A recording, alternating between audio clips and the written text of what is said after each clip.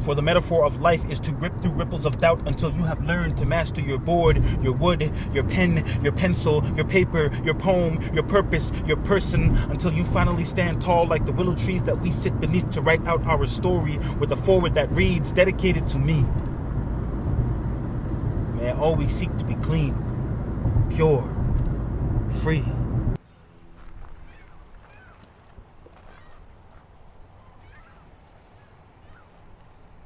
What does it mean to write a poem and be truly dedicated to it? What inspires you to create and share? I think the ability to triumph over the dis-ease within ourselves as human beings. To script its destiny into fulfillment like an infant born with infinite possibilities.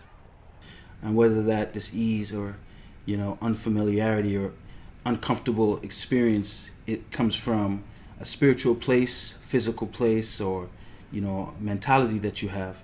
Triumphing over that, those different aspects, is kind of what pushes me to want to express through the frequency of writing, right, and also performance.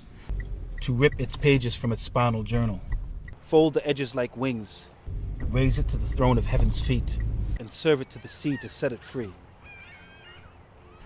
Because I recognize that everybody's trying to express themselves.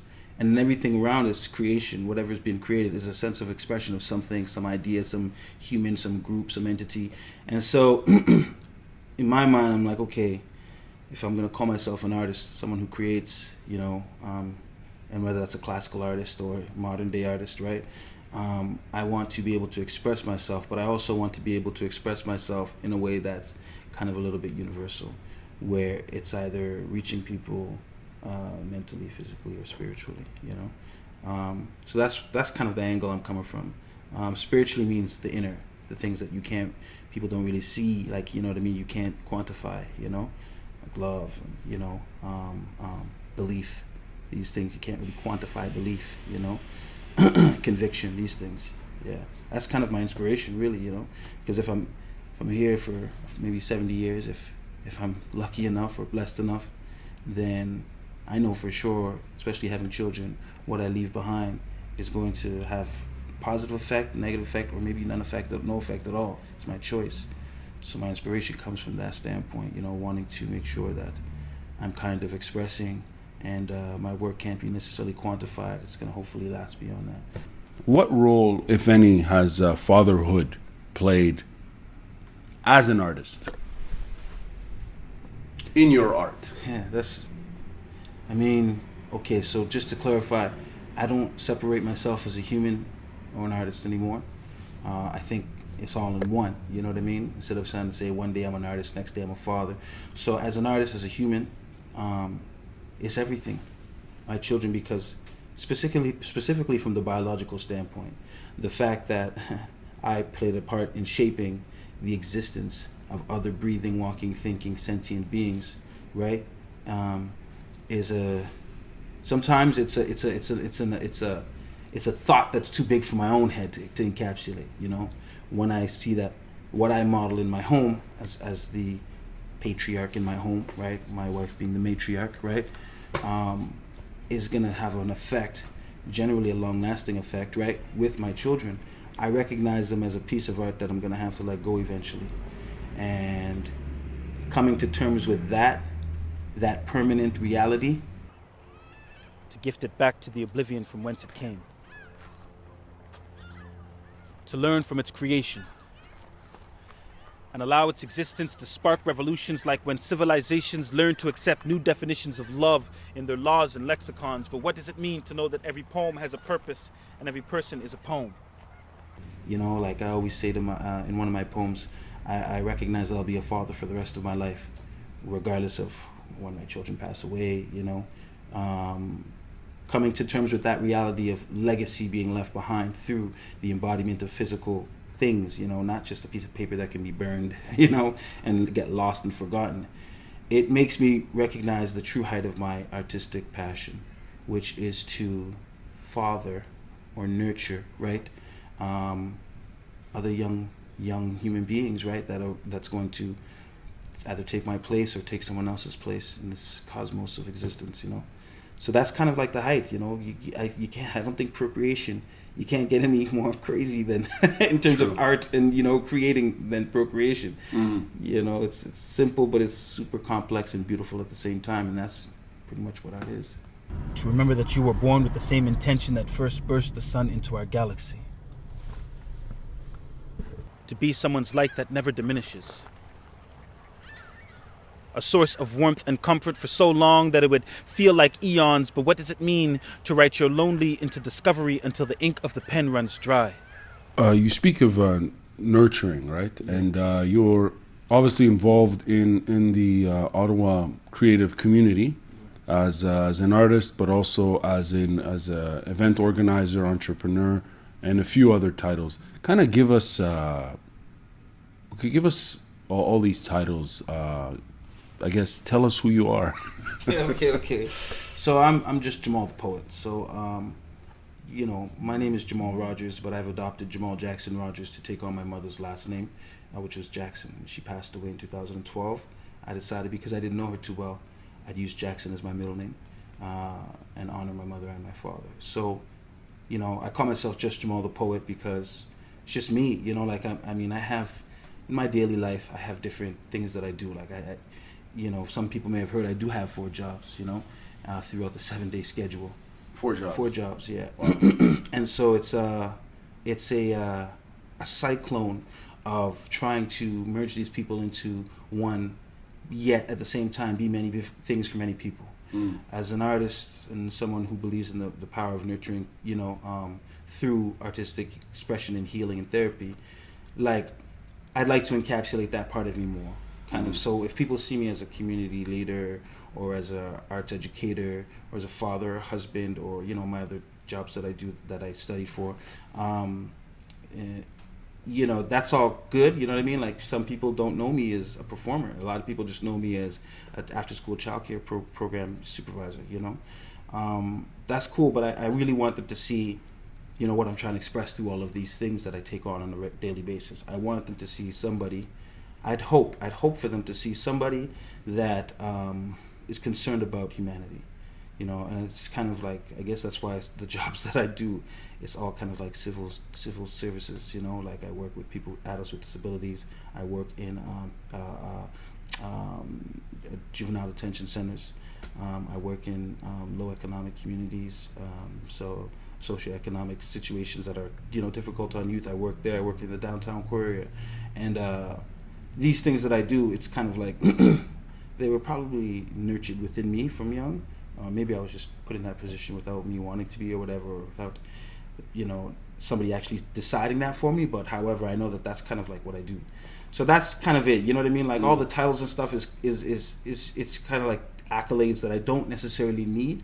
What I do need, though, as a human being is support. I think support is dope for everybody. You know what I mean? So regardless of how well I hold down my situation, if people can recognize, oh, Jamaal is this, and put me on whatever pedestal, you know, thank you to those people. But at the same time, what's more important than that, than the praise or whatever, is recognizing that even though I you know, I might look like I have everything in order, it's just support, you know, and that'll probably make me feel the best about whatever anybody wants to see me as, you know, person who's just struggling, just Jamaal ThePoet. Until the voice of the poet forges into an unforgettable crescendo. Until all events past and future filter into the covenant of time to remind us that the present is truly our present. You've been involved. You've traveled for poetry. You've been abroad. Tell us about that experience. Well, you know, the first thing that that really hit me about traveling to with my work is that I never thought I could do it, right? And that's probably comes down to some, you know, I guess some deep trauma, you know, in my community, or, you know, the legacy of my people, not believing we could accomplish things, living in a society that doesn't really appreciate what we have to, you know, contribute. But when in 2012, I asked a friend of mine, Ikenna Onigbula, who's a world-class poet, I asked him, I said, can I do, you know, like, look at me, man, I got 4 kids, you know what I mean? Like, I'm different from everybody. you think I could be a paid, commission poet, like a professional artist? And he said, undoubtedly you can do it. So it just depends how bad you want it. I never thought 4 years later, or not even 2 years later, I'd be traveling overseas to teach schools and to teach, hundreds upon hundreds of youth. And so that's the first thing that hit me. My idea, my belief in myself, right? And it also put into me this idea that what I'm really trying to do is I want to make people believe, you know? So it's kind of like this traveling motivational speaker in some sense, whether it's with me speaking, performing, or just my presence, that you could come from really difficult situations, right? But if people will tell you, Will Smith will tell you, if you want something enough, you believe in it, you can achieve it. It's more than that. It's not just that, right? Support systems are important, right? People who also believe in you are important. But traveling overseas has given me a brand new perspective on the possibilities of making connections. I think the greatest ideas are founded in the essence of connecting human to human. Isn't it Tesla, right? Tesla, who's the first person who was really looking at electricity and the real true power of electricity, and wanted to provide his inventions for free and his ideas for free. Yet, the powers that be at that time, the government and the great, businesses didn't want that information getting out for free, so they commodified it and they turned it into profit, right? And so Tesla was looking at the power of human connection, passing along this, information for free so that everybody can rise. And so when I travel now, right, I'll be going to Oman in late April for a week and a half to teach. I recognize the importance of what I do, making connections between people. That is like, you cannot trade. That's no currency can be traded for that, it's even if when you're talking about lifelong memories and checking something off the bucket list, it's even bigger and broader and more beautiful than that. I had a youth tell me, it was the greatest thing a kid ever told me. He goes, Jamaal, some people, their heroes are like Ronaldinho, and he mentioned some like what's that guy, Bruno Mars, right? He's like, Bruno Mars? yeah, Bruno, this For real? young singer guy, right? Yeah, You're kidding. Yeah, this is what the young kid told me. He's like, some people, their heroes are Bruno Mars and Ronaldinho and stuff. And he's like, honestly, I know you don't make that type of money, but you're my hero. I was like, that to me, it reaffirmed in my head. I was like, the importance of what I'm doing, however small it is. I don't have, 1,000 subscribers. I don't have millions upon millions of views. I don't have money in the bank saved, but I'm making these connections, and that's traveling and seeing the world, seeing people live differently. That's what has brought me. So you're part of different communities, right? Through your work as a creative person, and as you mentioned, working with youth in the community and disabled adults as well. Yeah. Right. Yeah. How would you describe Ottawa's arts community, its creative class, and its supporters of the arts scene? How would you describe them? It's a nice question. I don't often get to be asked that question because I think some people don't think I'm mature enough to answer it. Like I haven't been around long enough in the scene to be able to answer a question like that. You mean like you need to have like what, white hair and yeah, you know what I mean. That's it. You know what I mean, or maybe my skin color. Who knows, right? Okay. But I know that ever since I stepped into the arts community, I call it an art scene, mind you. I don't use the word community, but the art scene. Can you tell us the distinction? Because community is everything, man.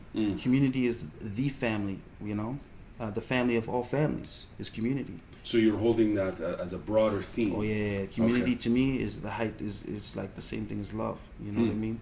And I don't think that scenes, when they want to use the term community, this is just my personal belief, and I'm not hating on anybody, and I'm probably part of the problem too, but I think people like to use the word community. Like, are you the problem or the solution? I should say I could probably be part of the problem. Who knows? I'm not perfect. I know that for sure. Maybe I could be a revolutionary, but some days I'm just not there. But what I'm saying is, like, community to me, I don't use the term because there's a lot we have to do to really call ourselves part of a community and upholding community standards. We're dealing with morals and ethics, and people are dealing with egos sometimes.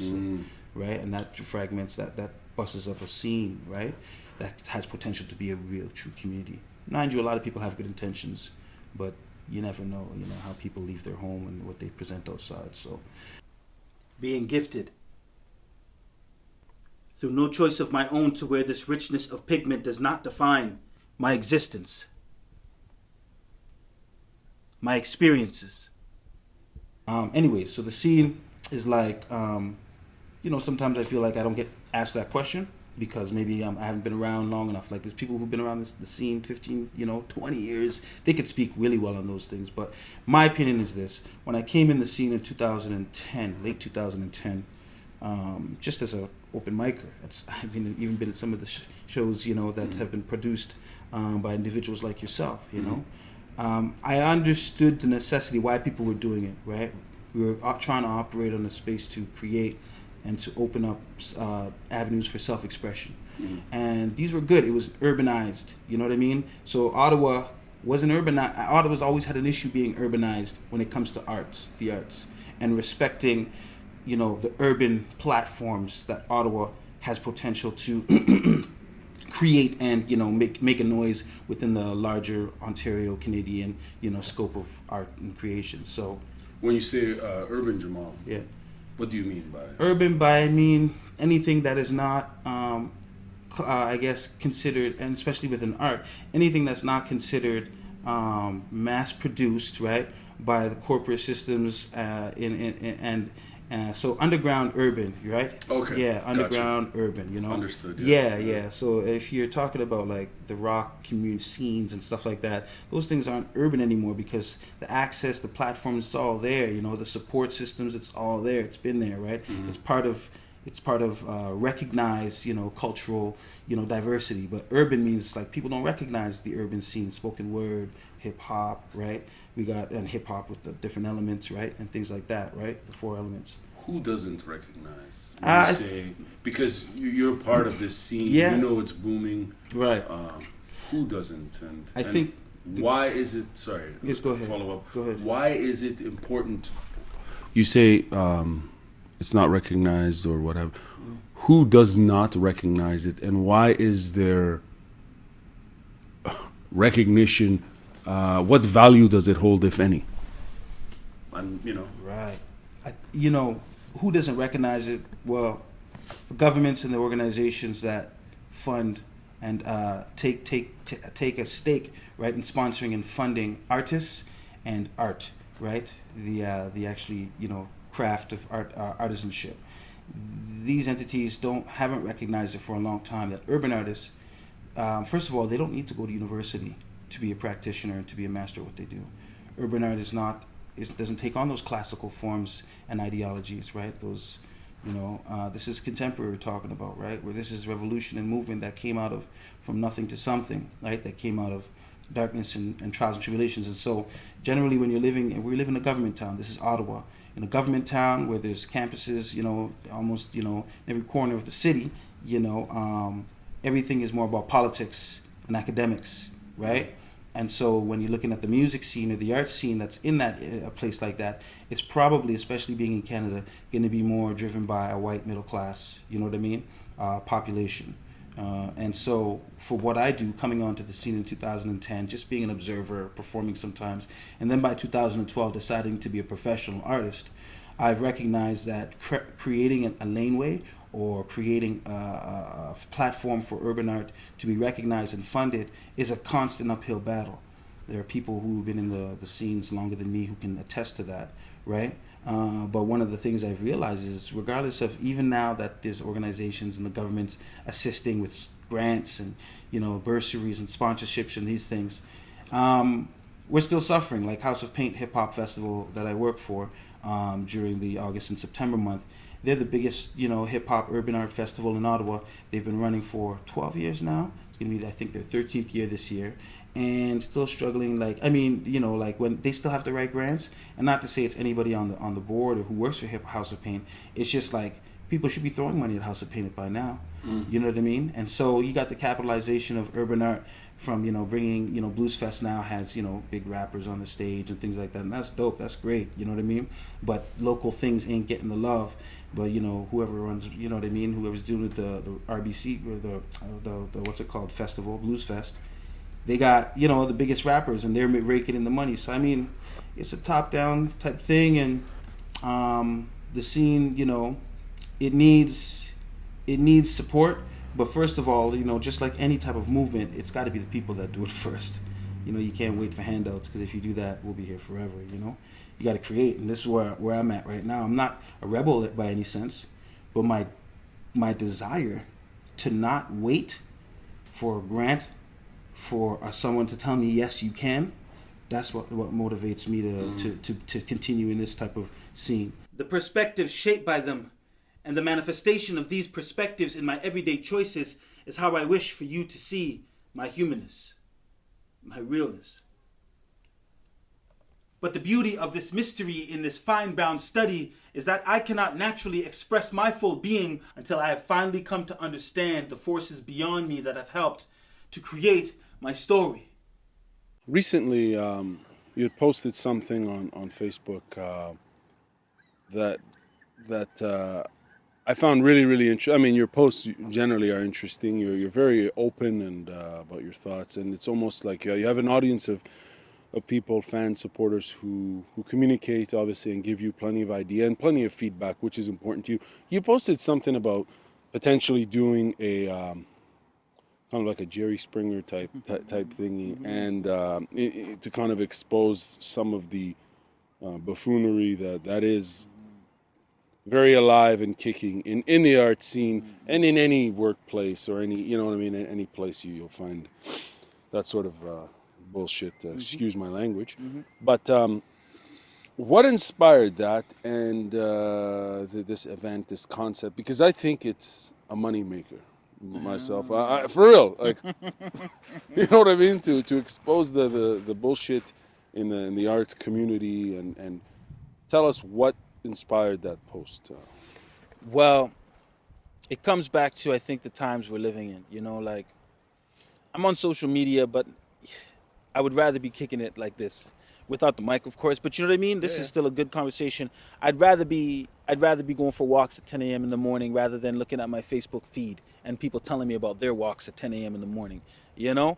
And I recognized how I got to use social media. I got to get with the times in order to be to broaden my presence, my online presence, and you know what I mean, as an artist. But when I go onto my, you know, the social medias to do all of my work, I'm seeing people projecting a lot of negativity, you know, laughing at people's pain, you know, like there's some like World Star Hip Hop, you know, these websites and these platforms that are just like, to me, right?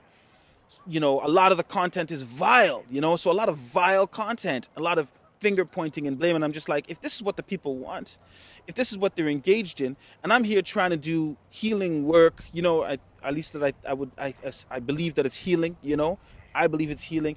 I'm trying to bring people together, but when it comes to the arts, like, you know, you're getting people out to you know, and what's happening at these spaces, people are getting sexually abused, and you know what I mean, it shouldn't go down in any space really, but you know, there's spaces where it's just a lot of violent negativity going on, and I'm trying to create spaces and events in the city where people can come together for the sake of coming together and learning and breaking down the walls of ignorance.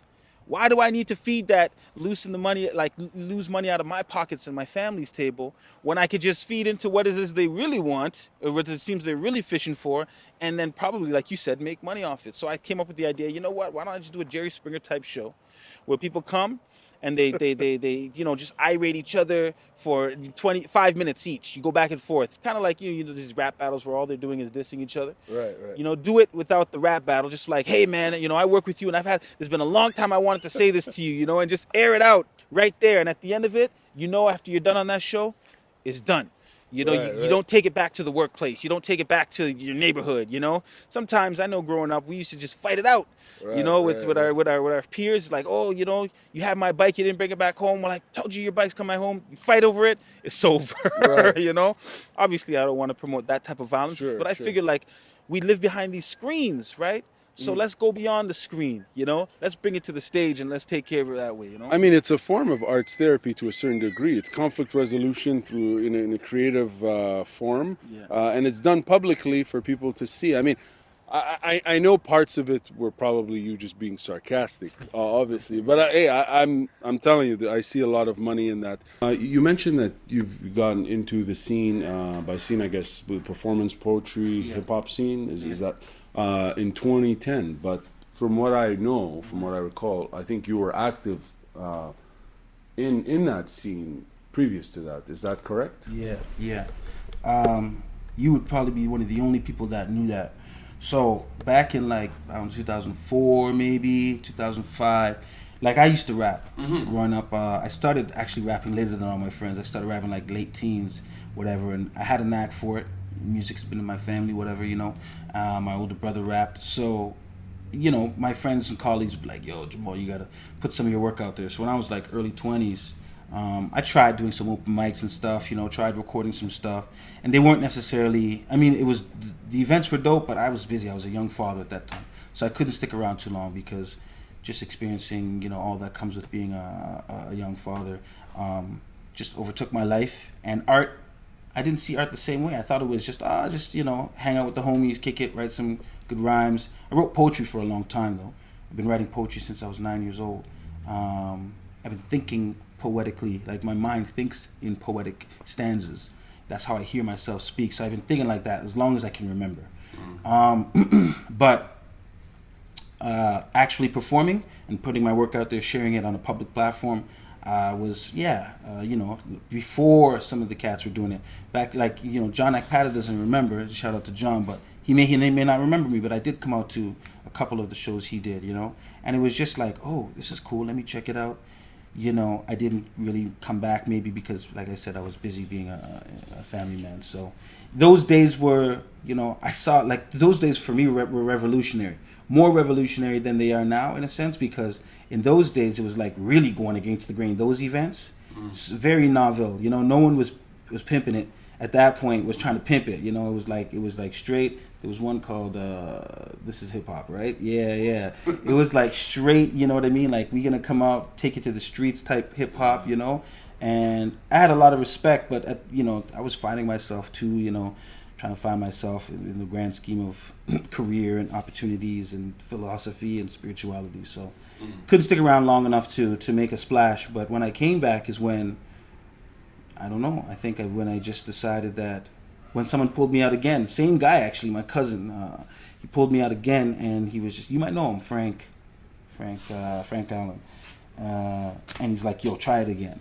That's your cousin. That's my cousin, man. For real? Yeah. Wow. Because he writes, he's written poetry as well. Yeah. Didn't know that was your cousin. Yeah, it's my cousin, man. Yeah, small world. So he's like, the one. You know, people say cousin, and you know, like, yeah. But this is your real cousin. It's my cousin. Okay, Man. right on. Yeah. Shout outs to Frank. Is he still in Ottawa? No, he's in London, Windsor. Okay. He's in Windsor doing his thing. He was studying out there, but he's the one. Like, he wrote poetry. He tried to get me to rap at some of these Carleton University shows and stuff, and I went back into hiding, and then he pulled me out again to the at an African restaurant downtown. I can't remember what it was called. It was a show there. African Palace. Yeah, the African Palace, right? Yeah, which was a really awesome poetry series running out of there. So with Integree's my God, I'm forgetting the name of this. Anthony, hockey player? No. Remember African Golden Star Lounge. The Golden Star Lounge. No, those days I don't remember the Golden Star Lounge. You don't remember the? No. But that was here in Ottawa. Yeah, man. Yeah, that was Integree's. Anyways, his series. Okay. Yeah. Was it like the African Palace? Yes, it was at the East African restaurant. East African restaurant. Yes. So there's been more than one series that ran out there, because I know Will. I should know his name. He was a poet, William, and he ran a series from African Palace too. He was an awesome poet, but he's, you know, doing his own thing now. Anyways, so I mean, those 2010 is when I kind of came, and cats were already doing spoken word, you know, making you know, a name for themselves in it, and I was just, once again, just a bystander. I was like, okay, let me try a thing, you know. But it turns out to be more than a thing, because as I kept going with it, I found that the importance of it.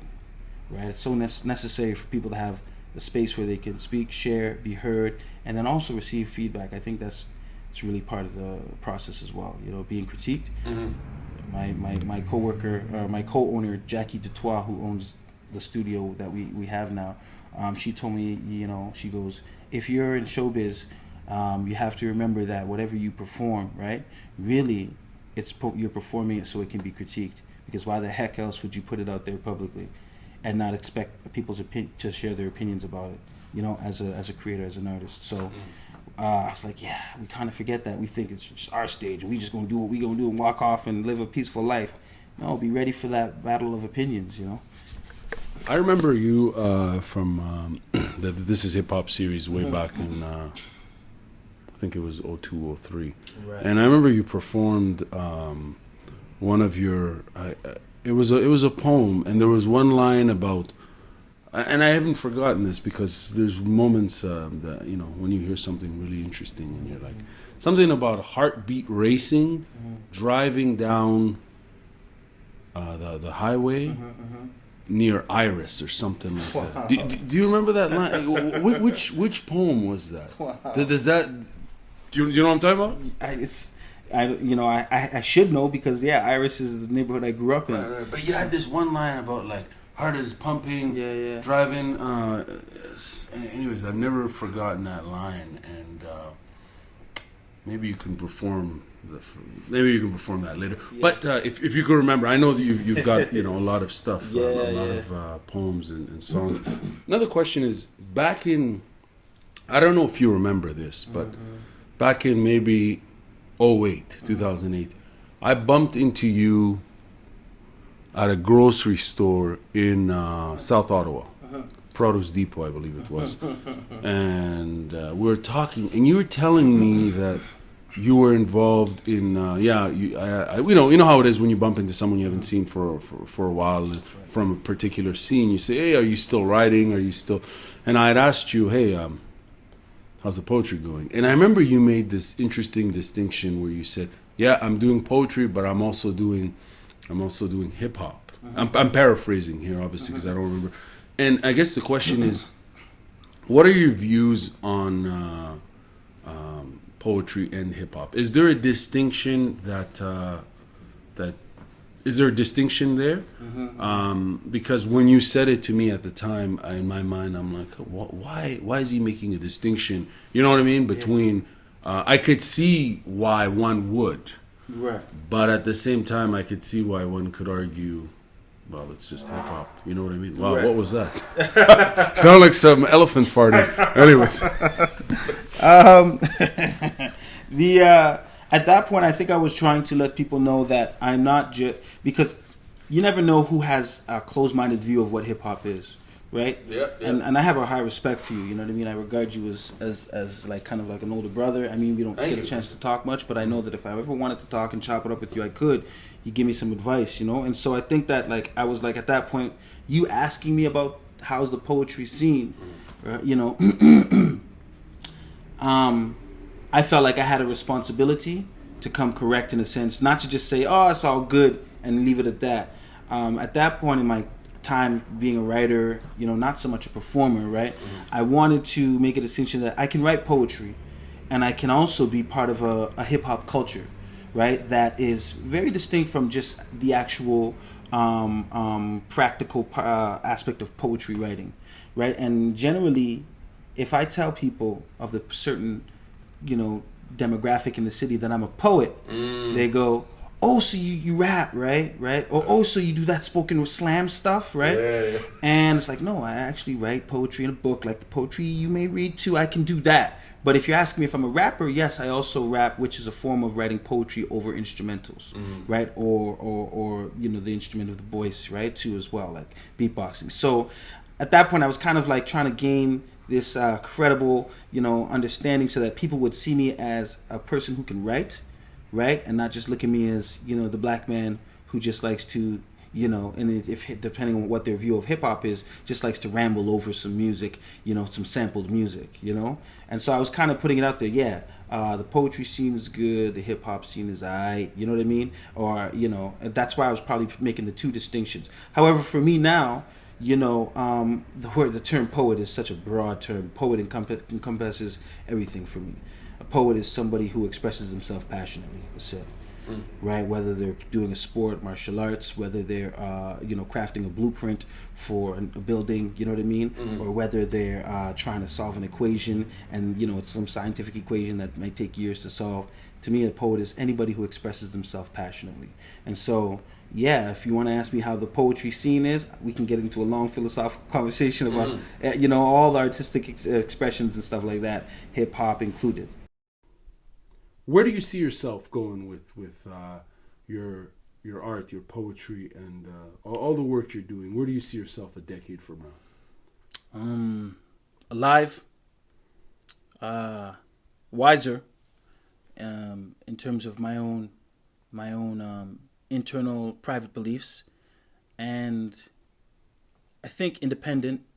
I believe independent, as in not feeling like I have to have strings attached to me in order to create, share, travel, work as an artist.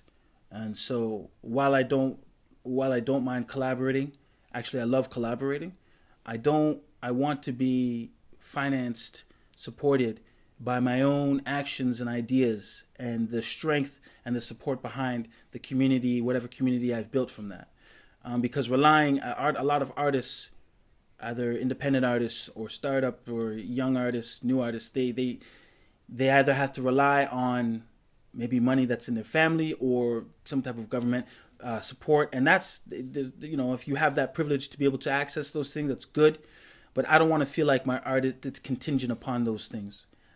So my mission is to create a support system, a community around whatever vision or process I'm moving forward, progress I'm making, so that is what sustains me.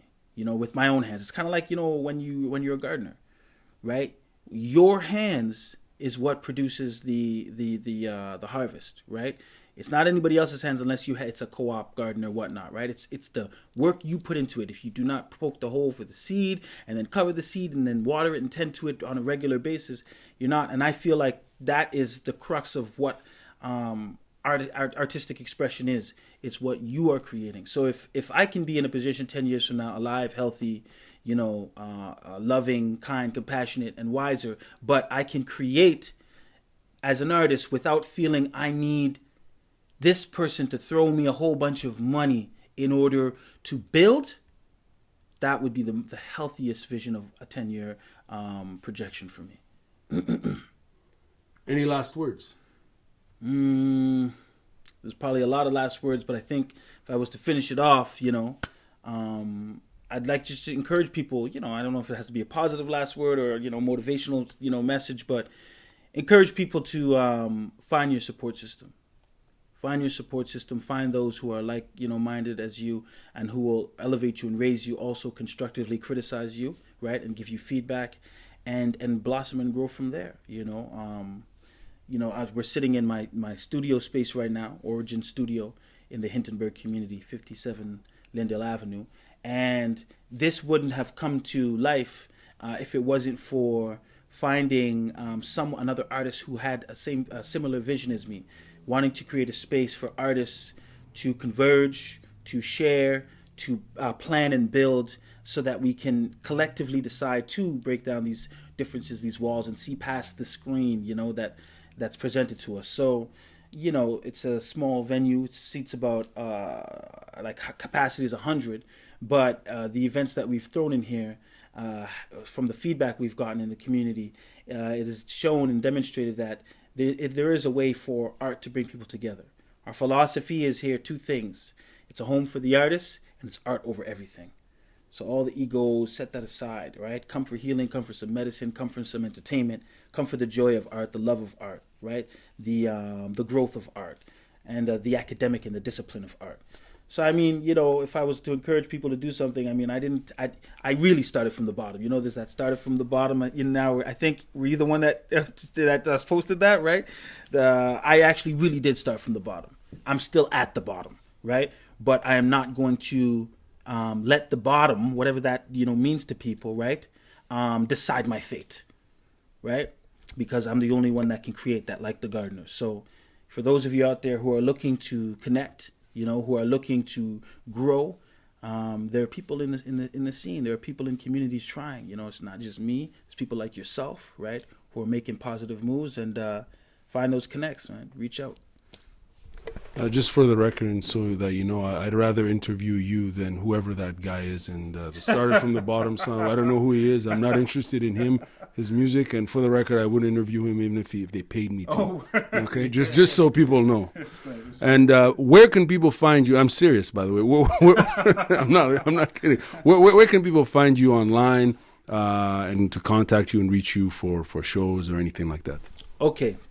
So online, I'm JustJamaal ThePoet. That's my artist page. So I'm trying to encourage more people to go there on Facebook. JustJamaal ThePoet on Facebook. Everything is JustJamaal ThePoet. Actually, all my website is www.justjamalthepoet.com. And all my Gmail is info@JustJamaal ThePoet. Twitter, everything, Instagram. But you know, I have a regular Facebook page, Jamaal Jackson Rogers, and you know, it's one and the same. I use those pages to network and to keep in touch with people. If you want to really just connect, come to the studio, come to one of my shows. You know, I'm always kind of throw out the events that I'm going to be performing at and whatnot, or that I'm curating. So if you look on those, those online resources, you'll find, material that I've done, YouTube videos that I've shot. And March 26th at Origin Studio right here, there's going to be a fantastic show. It's called the One Night Series. It's a talk show that I started. I decided I wanted to make my own talk show. Why is it the only you get talk shows in LA? You know what I mean? Just make a talk show in Ottawa, put on performing artists from across Canada and internationally, and make it a really cool night of a masterclass discussion, an interview with me and the featured artist, and then a live, never before seen performance from the featured artist. So it's like a regular talk show you see on TV, but we have dinner here. We serve dinner, drinks. There's time for socializing, networking, and then we go in deep with the masterclass discussion, like a TED Talk.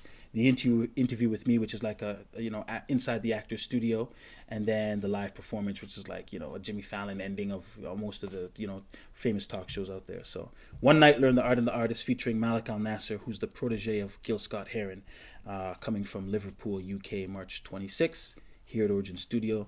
Hit me up for tickets. Thank you very much for your time, and all the best. Thank you. Can I give a shout out? One more Sure, shout of out. course. I want to shout out Conversations with Garmamie. All right, because he's Garmamie. I've known him for a minute now. Always a humble dude. I respect him. So Garmamie, thank you for the interview. Check out these sessions, these YouTube series online. Conversations with Garmamie is where it's at. Peace.